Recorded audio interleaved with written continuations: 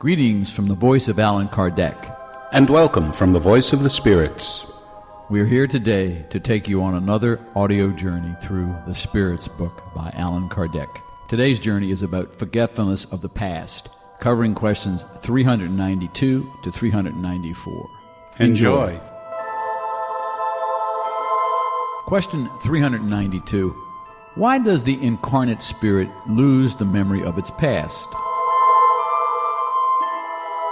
Human beings cannot and must not know everything. God, out of divine wisdom, wills it to be this way.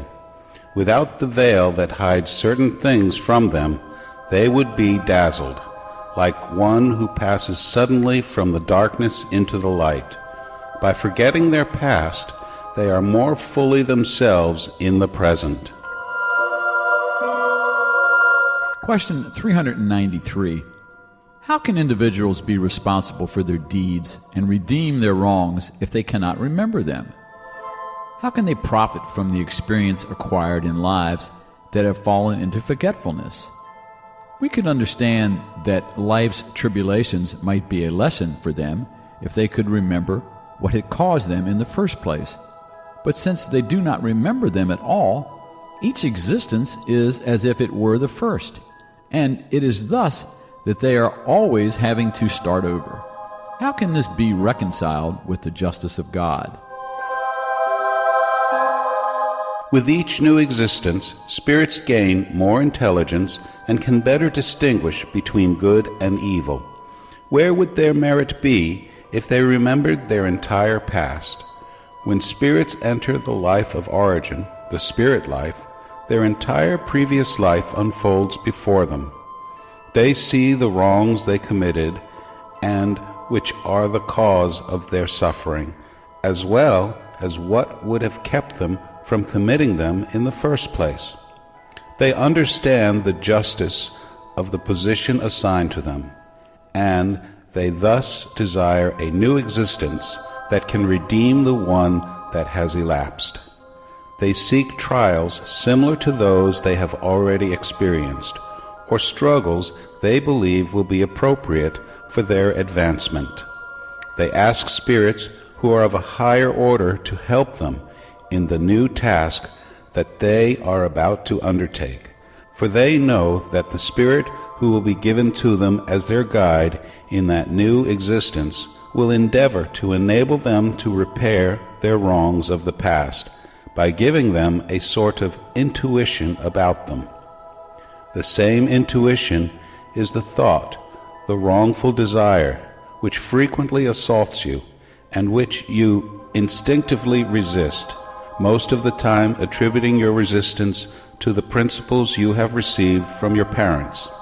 However, it is the voice of conscience speaking to you, as this voice is a memory of the past, a voice that warns you not to fall into the errors you committed previously. In that new existence, if a spirit endures its trials with courage and resists them, it evolves and will ascend in the spirit's hierarchy when it returns to be among them. Author's remarks for question 393. If during our corporeal life we do not have a precise memory of what we were and of what good or evil we did in our previous lifetimes, we nevertheless have an intuition of them. Hence, our instinctive tendencies are a reminiscence of our past, about which our conscience, which represents the desire we have conceived to no longer commit the same wrongs, warns us that we must resist.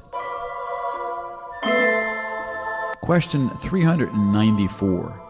On worlds more advanced than ours, where beings are not subject to all our physical needs and infirmities, do they understand that they are happier than we are? Happiness in general is relative. We feel it by comparing it with a less happy state. In summation, some of those worlds, though better than ours, have not yet reached the state of perfection, and their inhabitants must have their own annoyances. Even though the wealthy among us do not suffer the anxieties of material needs like the poor, they are no less subject to the same types of tribulations that embitter their lives. Thus, I would ask whether the inhabitants of those worlds in their own situations feel as unhappy as we do, and whether they also complain about their fate since they do not have the memory of a less evolved existence for comparison. Two different answers apply to this question. There are worlds among those you are speaking about on which the inhabitants have a clear and exact memory of their past lives. You should understand that these can and do know how to appreciate the happiness that God permits them to enjoy. However, there are other worlds whose inhabitants, situated, as you say, in better conditions than yours, are no less subject to great annoyances and even misfortunes. They do not appreciate their happiness because they do not remember an even unhappier state. Nevertheless, if they do not appreciate it as incarnates, they will as spirits. Author's remarks for question 394.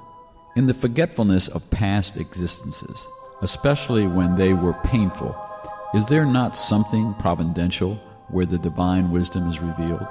It is on the more highly evolved worlds, when the memory of unhappy lives is nothing more than a bad dream, that the memory of such lives resurfaces. On less evolved worlds, however, would present misfortunes not be increased by the memory of everything that had been endured in the past? Therefore, we conclude that everything that God has made is well made, and that it is not our place to criticize the divine works and say how God ought to have regulated the universe. The remembrance of our former personalities would entail serious inconveniences. In certain cases, it could cause us a great deal of humiliation. In others, it could exalt our pride and so hinder our free will. God has given us just what is necessary and sufficient for us to improve ourselves, the voice of conscience and our instinctive tendencies keeping us from what could harm us. We would further add that if we had the remembrance of our former personal acts, we would also be able to remember those of other people, and such knowledge could have the most unpleasant effects on our social relationships. Since we do not always have a good reason for being proud of our past, it is almost always a blessing for a veil to have been thrown over it. This concurs perfectly with the doctrine of the spirits regarding worlds that are more evolved than ours. On those worlds where nothing reigns except the good, there is nothing painful about remembering the past. This is why previous lifetimes are frequently remembered as easily as we remember what we did yesterday. As for the sojourn that one may have had on less evolved worlds, the memory of it is nothing more than a bad dream, as we have stated.